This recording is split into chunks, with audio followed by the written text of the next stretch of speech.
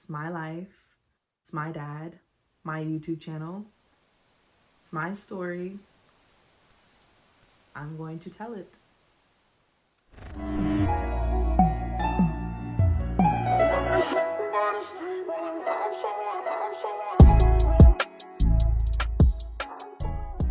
Hello everyone. My name is Tori. Welcome to my channel if you're new here, and if you've been here for a while, welcome back. If you've been here for a while, I definitely owe you a little bit of an explanation as to where I've been. It's been a long time since I've last posted a video. It might be almost a year now to this day. So since I've last posted, a lot has changed. I've moved home with my parents. I've started a new job. I've done a lot of traveling. I definitely have been off of YouTube. I haven't been making any videos or giving any updates. So I would like to, before I get into the content of this video, I would like to explain myself just a little bit. So since I last filmed, I guess in like October or November of last year, I continued to work for my previous company up until January of this year. I decided to leave that company just because I was finding out that maybe HR generalist or HR coordinator roles really just wasn't what I wanted to do. The company itself is actually no longer a company from my understanding. So with that in mind, I think I did make the right decision to come home. With that decision to come home, I did not do the 2-year postgraduate study visa in the UK like I originally intended to. I moved back to Hampton, Virginia, and I was there for a couple of months, and I was like very depressed and unhappy and not sure if I had made the right decision. I couldn't find a job in HR or in diversity and inclusion, which is what I was interested in. And so I was just getting really discouraged and was just feeling extremely unhappy. And I asked my mom, can I please move back home? And of course, she said yes. And so I did. Over the summer, I started to do a lot of traveling. I went to Rhode Island to visit my friend. And then I also took a long extended trip to London. And I was there for 2 months from August 18th to October 14th. So yeah, for about 2 months. I was able to spend a lot of time with my friends. Even some of my friends, they came to visit me in London. We also spent some time in Greece to celebrate my graduation. And yeah, I was just having the time of my life. I work 100% remotely, and so I was able to work, still travel, see my friends, and live the summer in London, essentially. So that's what I have been up to in a nutshell, but that is not what this video is about. If you read the title of the video, then you already kind of heard the news about my father passing. And I would kind of like to tie in the ending of my summer and me leaving London into this event that has happened to me and my family. But the purpose of me telling this story is because, well, quite frankly, it's my story to tell. It's my story. It's my life. It's my dad, my YouTube channel. And so I'm going to tell it, how it has been happening for me and what my experiences are and where I'm at today. So this is not only my story, but it's also an encouragement, hopefully, for other people. And you'll understand what I mean by that by the end of this video. So on October 14th, like I mentioned, it was my last day in London. I left very early in the morning at like 5 a.m. to catch my flight back to New York. So my flight was scheduled from London to New York, and then from New York to Washington, D.C. And then there's still about a 4-hour drive to get from Washington, D.C. to my hometown and to my home. And so a while before coming home, I had decided that I wanted to actually stay in Washington, D.C. for that weekend. I didn't want to have a full day of multiple flights and driving and all that traveling. And I wanted to see DC if I could, and see the city, see the sights, and be a tourist for the weekend. And so that was my plan. I will say that Friday And Saturday of that weekend, I did not do the things that I wanted to do. I was not a tourist. I instead ate and slept for most of that weekend. In hindsight, I think my body knew I needed to rest and prepare for what was to come. Sunday, I was planning to head back to Virginia, and around 6:30 in the morning, I woke up to use the bathroom, and then I checked my phone and realized that for the past 2 hours, my mom, my dad's girlfriend, my cousin, multiple cousins have been trying to call me for the last like 2 hours. And I instantly knew something was wrong.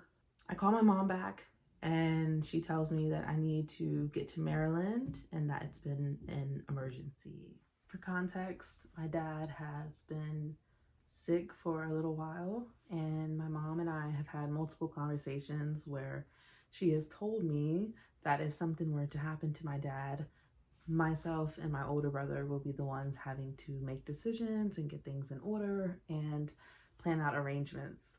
And when she would always say this, I'm like, please, can we not talk about this? Not today, not now. But I think that those conversations mentally prepared me for this moment. And so when I got this call from my mom, I thought, okay, this is it. It's happening. So I didn't have a lot of details. I just knew that it was bad and I needed to get to the hospital. So I'm rushing to get dressed. I put in the address to the hospital and it is about an hour and a half away. And so I let his girlfriend and my cousin know I will be there at 8:30 in the morning. I'm on my way. If he can hear you, let him know I'm on the way. And we hit the road. While on the road, I got multiple calls of my cousin quite frantic and saying, he's dying, and me still not really knowing what was going on until she called and said the doctor needs to speak to you. And at that point, I pull over and put my hazard lights on. I'm on the highway. I knew I needed to pull over and listen to what the doctor had to say. And without going into too many details, he basically explained my dad's state, what he had been going through probably the last 24 hours, and that he has coded multiple times, meaning that his heart stopped. And what the doctor needed me to say was basically not to resuscitate my dad again, knowing that doing resuscitation and trying to bring his heartbeat back causes a lot of strain on the body. And after he explained everything to me, there was no doubt about it that choosing not to resuscitate was going to be the right option. And in the moment, things were moving so fast and it seemed like the right decision. And now that I reflect on it, I'm like, how do I know I made the right decision? Like, I'm the one who chose to not revive my dad, basically, once he flatlines again. And that's a pretty intense decision to make on my own, on the highway, in the middle of being on the way to the hospital. You may be wondering, where is your brother? I thought you said he had part of this decision. And he does, but he is currently in a county jail. And in order for us to get in contact with him, it would have taken a lot of phone calls to the chaplain, and a lot of things that we did not have time to do. So I made this decision and I told the doctor, like, I'm still on the way. Although he didn't think that my dad would make it till 8:30, that's why he wanted to talk to me. I was still determined to get there and to spend time with my dad, no matter what the circumstances were going to be. And that's exactly what I did. I made it to the hospital a little after 8:30. I got my wristband. I was told where to go. I went upstairs, and I have never seen my dad look the way that he looked that day in the hospital. And it broke my heart. But I was expecting the worst anyways. And so I was there with him. I held his hand. At this point, his heart's still beating, but not strong. Again, the doctor comes in and explains to me again what's been going on, and I just feel so bad. And I feel like my dad's probably in a lot of pain, and he has been in a lot of pain for a while. And it was just heartbreaking to see him like that. He leaves and I spend some more alone time, just me, the nurse, and my dad. And the nurse asked me to play a song or to play music. And she says, I love playing music with my patients. And so she asked if he had any favorite artists. And the first person that came to mind is Sade. So I go to YouTube and I play a Sade mix, and I'm holding my dad's hand, crying, letting him know it's okay, that I'm here. And I'd say about 30 to 45 minutes of me being there, my dad's heart stopped again. And since I gave the orders to not resuscitate, it was actually a pretty peaceful passing, in my opinion. There was no chaos, no noise. It just happened with me there holding his hand. And I later found out from my mom that out of my dad's 3 children, I'm the only one who he was present in the hospital with when I was born, and he watched me come out of my mom, and I was so grateful to be able to watch him leave this earth. Like, he welcomed me into it. I think it's a miracle that I was there with him, because there would have probably been no other circumstances that I would have been in Maryland, or I would have been close enough to see him pass, or be there with him while he passed. He had been living with his girlfriend in Maryland for almost 2 years now. Obviously, I just had gotten back from London, and I had also been studying abroad and, kind of doing my own thing for a while. And I cannot imagine if I was in London and had to make these decisions. I can't imagine me being back home in Lynchburg and being 4 hours away from my dad and having to rush up there at 4 in the morning or something. Like, that would have been crazy also. So the fact that I was in DC, I was close enough to make it to the hospital, I was able to spend those last moments with him, is just unreal to me.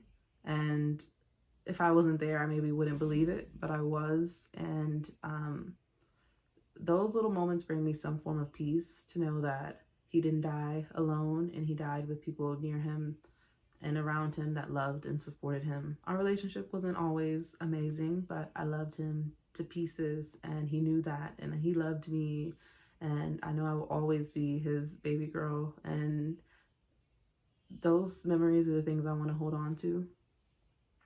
And I'm sure you're wondering, why did my dad pass away and what happened?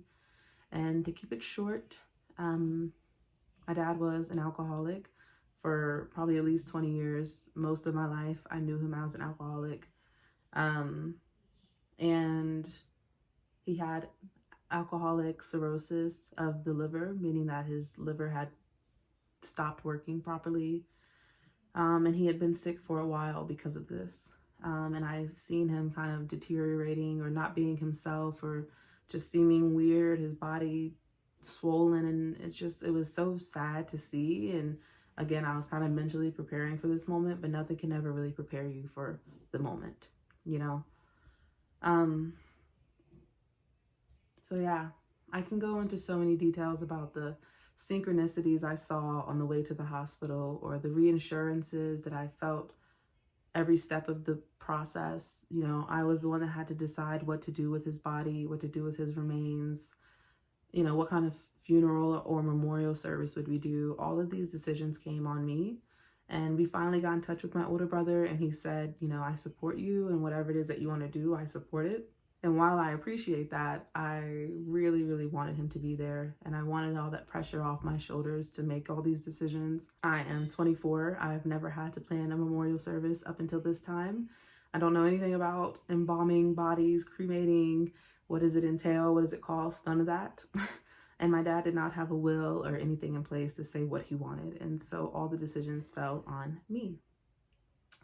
I know that there were a lot of people not happy with the decisions I made. They don't understand the decisions I made. But I had to decide what was best for me, what was best for my dad, and, doing the best that I can with the resources that I had, to say the least. And I think I did just that. And in hindsight, I am very happy with how the service went. Everything was beautiful. A lot of people showed up. They had a lot of overflow. People couldn't even get into the chapel because it was just that many people. My dad was well known. He was well loved. And I'm not surprised that many people showed up. And a lot of people told me how beautiful everything was. And so again, I was walking in the dark, not knowing what to expect, how to handle this process. But every step of the way, I was reassured that I was making the right decision, that I was doing the right thing, and that everything was going to work out the way that it's supposed to. So that is a very short and brief version of what happened, and you can only imagine how all of that made me feel and has made me feel and will continue to make me feel. But that's what I've been dealing with the past couple of weeks. And it's so, I don't know if you call it funny, but it's interesting because my dad always would watch my YouTube. Him and my grandma, she also passed away early 2021. But they would watch my YouTube videos together. They were so proud of me and so happy for all the things that I was doing in my life. And one day I remember my dad asking, like, are you going to put me in a YouTube video? Or are you going to talk about me on YouTube? And I told him, I was like, Dad, if I put you in a YouTube video, it is not going to be for the reasons that you think that they're going to be. Like, I will straight up tell them that you are an alcoholic and how that has affected my life. And at the time, we kind of joked about it. And oddly enough, in June of 2021, last year, I was still in Oxford, and I actually recorded a video about my dad being an alcoholic and alcoholism in my family. And the odd thing about it is I never deleted the video, and I also never posted it. So I'm actually going to share that clip with you today. And I hope to end this video with a bit of encouragement, and to kind of lighten the mood on the recollections I've had since all this has happened and the way that I'm kind of choosing to cope and find peace in all of this. But for now, I will play this clip for you from last year, June 2021. Me reflecting on alcoholism in my family and the effects of it and the way that I intended to handle it, basically. So today's video is going to be very different than some videos that I have posted, but I do want to warn you that the clips are going to be a little all over the place. So as you can see, I'm in a park, and I have been coming to the park daily for a couple of weeks now, and this is really like my serene place to do thinking, reflecting, meditation, whatever it is I feel like I need to do, just relax. It's really my me time, and I love the outdoors, and the weather has been beautiful here in England. It really has. So just taking all of that in. But anyways, as I've been sitting out here, I've been thinking I really need to make this video, and I've been making so many like self-discoveries about myself that I think I'm in a better place to talk about some of the things that I want to talk about. So if these clips are, 2 minutes of me here and, some more time in another location, different outfit, whatever, like I literally just I'm saying what's on my heart, saying what I think is important for this video, and putting all those clips together. So I really do hope you guys enjoy. Please give me a thumbs up if you support this channel, if you support me on my journey. Let's get into it. So I want to talk about alcohol and alcoholism. Very touchy subject, I know, for some people and even for myself. So I don't even know how to get into it. I don't want to jump straight into it, but basically, there's history of alcoholism in my family on my paternal side, and I don't want to say nothing's wrong with it, but I mean, I just accept that it is what it is. We all have our own issues and things that we deal with, and generational trauma is a real thing, definitely. So I don't blame anybody for that.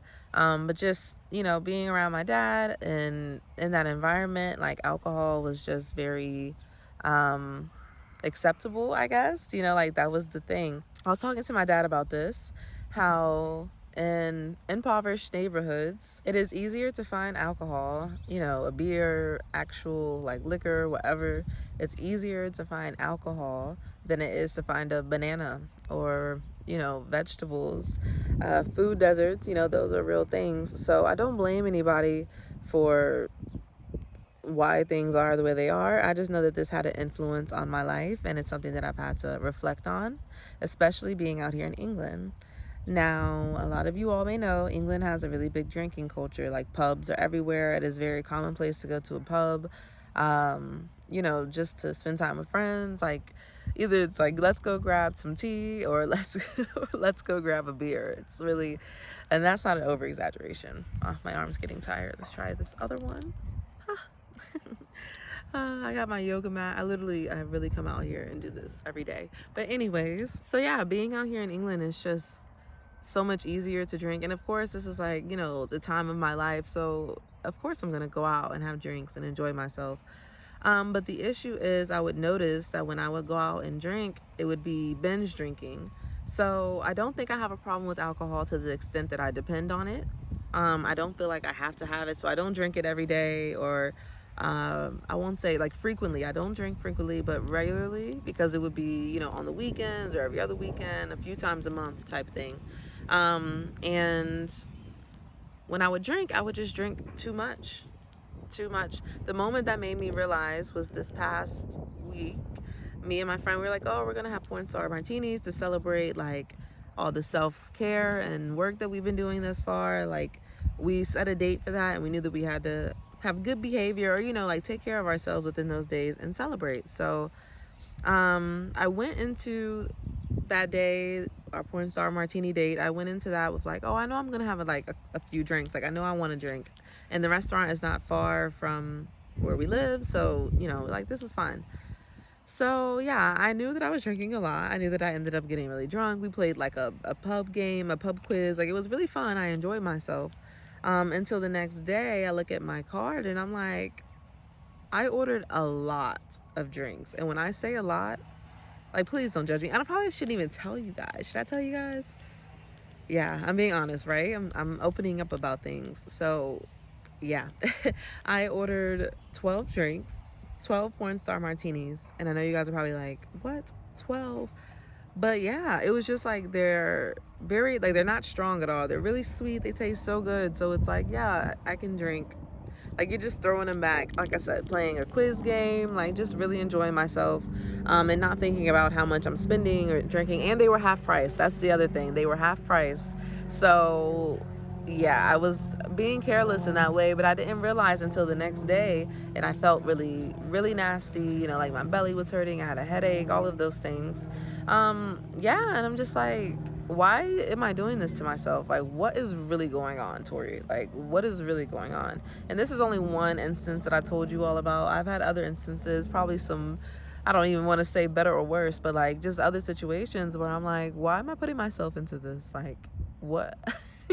You know what I'm saying? Like, and then I just do it again. Like, I will get sick, or be hungover, have a bad experience, whatever the situation may be. And then like the next weekend comes around, I'm like, yeah, let's turn up.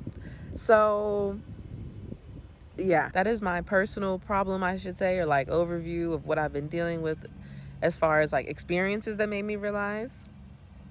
And then again, also just speaking with my dad and realizing, I call him and sometimes he's drinking. And my grandmother just passed away. I won't say at a young age. Of course, she lived a life, but one could argue that alcoholism played a role in how long she lived. I mean, it's like sad to say, but it's true. And yeah, I'm just realizing that like this could go worse than what it is. And imagine I've been in really good spirits and, taking care of myself for the most part, and still binge drinking to this extent. So, imagine if I was in a very bad place and I'm turning to alcohol to fix my problems or whatever. It could get even worse. And I know that I have this in my bloodline. It is, I don't want to say hereditary, but it's there. So it's something I have to be mindful of. The wind's blowing. I hope you guys can still hear me. But yeah, so that is another part of my spiritual journey. Learning to not succumb to substances, and taking care of myself, because I realize, I have 7, 8, 10 days of like coming to the park every day, meditating, feeling really good and positive and speaking positively and all of that. And then, I have one night of binge drinking, and now my whole next week is thrown off, or at least the next couple of days, because I'm hungover or whatever. I've talked about this before in another video when I went out with my friends, and I was like, yeah, I'm not drinking with these British people anymore because they turn up. Yeah, and I still continue to go out after that and have drinks on multiple occasions, like excessive drinks, not just like, 1 or 2. And that's the issue. I don't think I even know how to have one or two drinks. It's sad to say. I'm like, well, if I'm gonna have one or two, now I'm buzzed. I might as well like feel it, you know? So like just that mindset is not good, and I'm finally realizing that. Sorry, that was kind of intense to say because I know I'm gonna publish this stuff. But I know I'm also not the only person going through this, and I know that people need to hear my story. This is my story, so no judgment to anybody, to myself or others, my family, anybody. It's literally just my story and my experiences. But I just know that if I want to really be on this path to reaching my highest potential, being my best self, showing up as my best self, feeling like my best self, all of those things, then I need to take care of myself in all different aspects, and not just partly through the week, but like every day. Nourish myself, nourish my soul. And if I know I have this tendency of over drinking, then alcohol needs to just be eliminated altogether for me. And I need to know that I'm able to do this and disciplined enough to do this. Because if I continue to fall back into this, oh, well, let's just have a couple drinks to celebrate this and to celebrate that, then, it's very likely I can fall back into this pattern again. And there are people who recommend if you have alcoholism in your family that you shouldn't drink. And honestly, I can see this as a way of, ending generational curses, or generational traumas, healing those generational traumas so that, my kids or those who come after me don't have to feel like they have to drink or that alcohol is a big part in their lives. I think that we need to normalize going out and having fun and living life without substances and without alcohol and without, you know, feeling like we need that to enjoy ourselves, because we don't. Everything we need is within us, everything that we need to be happy and joyful and live our best lives is within us. And the things like binge drinking and alcoholism, things like that, that's going to slow you down, definitely, obviously. And it took me a while. It took me a while to realize that. So that's my little bit on that.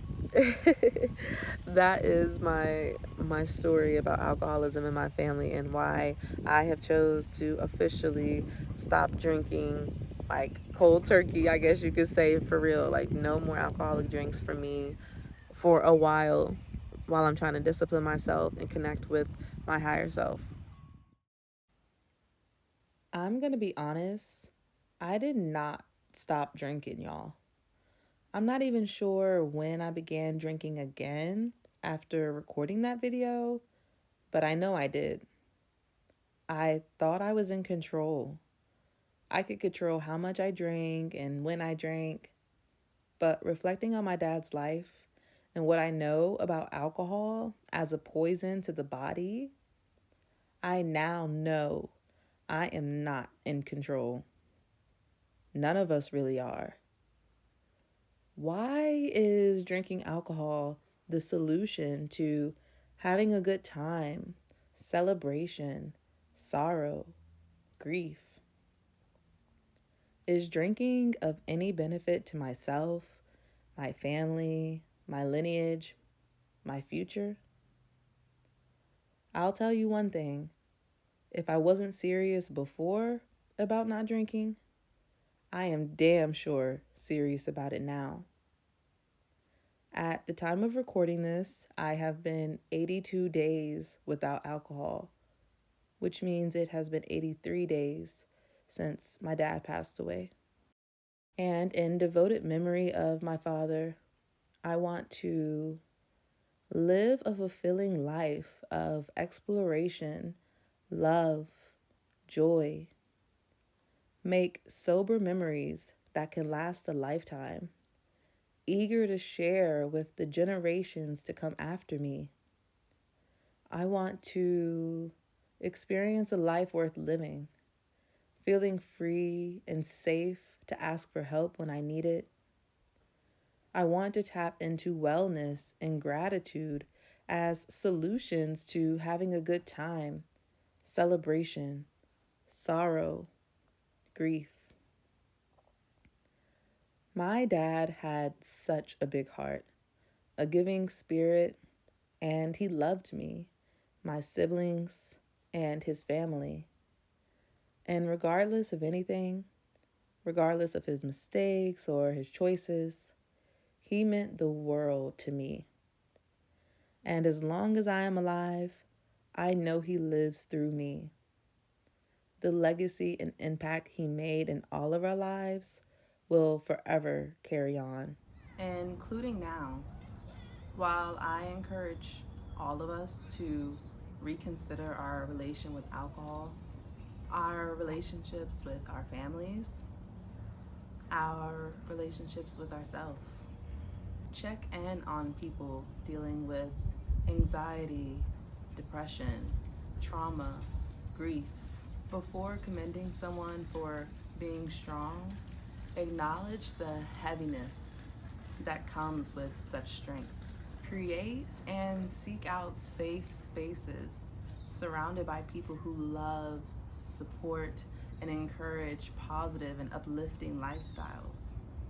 Take control of your health because nobody else can do it for you. And most importantly, take care of you, mind, body, spirit.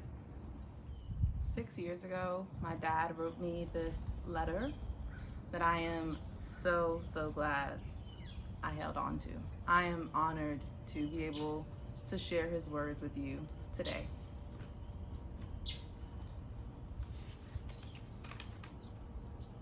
Within this letter, he wrote, God is good, the Father of all. Some things you might not understand now, but in time you will. Pray for wisdom and understanding in life. God will guide you. Keep faith. Daddy loves you, always. And I love you too, Dad. My light forever.